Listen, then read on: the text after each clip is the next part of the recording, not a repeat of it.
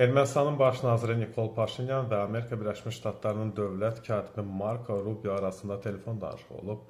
Yayılan xəbərdə deyilir ki, Paşinyan bu həmin Rubionu məlumatlandırıb ki, Azərbaycanla dövlətlərarası sərhəd filan sülh müqaviləsi haqqında layihə razılaşdırılıb. Bircə qalıb bu sülh müqaviləsinin imzalanması. Paşinyan bu yolla nə edir? Demək istəyir ki, mən hər şeyə hazıram, ay qərb Azərbaycan nəsə yubadır. Amma əslində Ermənistanın özü prosesi ləngidir və Azərbaycanda Xarici İşlər Nazirliyindən tutmuş ümumiyyətlə digər siyasətçilər də Azərbaycanlar bu haqda məlumat veriblər.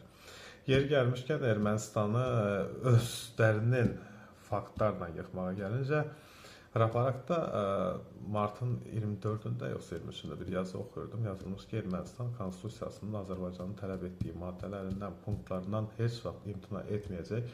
Çünki bu konstitusiya yarananda, qəbul olunanda qəbul edilmiş ilk 3 bənddən də söhbət ərazi iddialarından, nə bilim, dövlət rəmzlərindəki işğalçılıq faktorlarından və elementlərindən gedir. Yəni ermənilər deyir ki, Ermənistan bununla heç vaxt razılaşmayacaq. Sülh müqaviləsi olsa belə bu tam bütün prinsip və təkliflərin nəzərə alındığı sülh olmayacaq və yaxud da sülh müqaviləsi olmayacaq. Hansısa bir kommunikasiyaların, sərhədlərin açılması ilə bağlı razılaşma mümkündür ermənilərin dediyinə görə.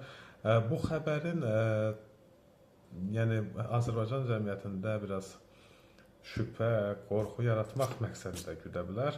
Amma nəzərə alsaq ki, Ermənistan son bu mart ayının ümumiyyətlə sərşənbələrdən tutmuş Novruz bayramına kimi atəş kəsib pozub tez-tez.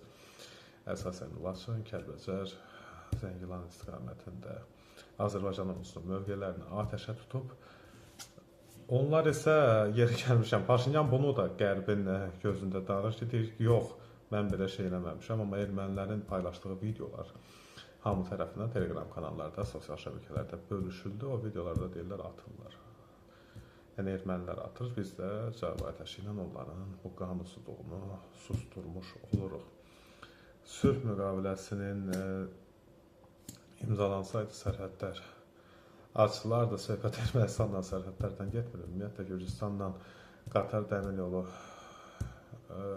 hərəkətinin martın sonunda bərpa olunacağı deyilirdi. Hamı sevinmiş ki, Qatarla Gürcüstana gedib oradan harasa getmək olar və aviabiletlər o boyda dünya pul xərclənməz. O məsələ də uzadıldı karantin rejiminin müddəti, çünki yaya qədər davam edəcək.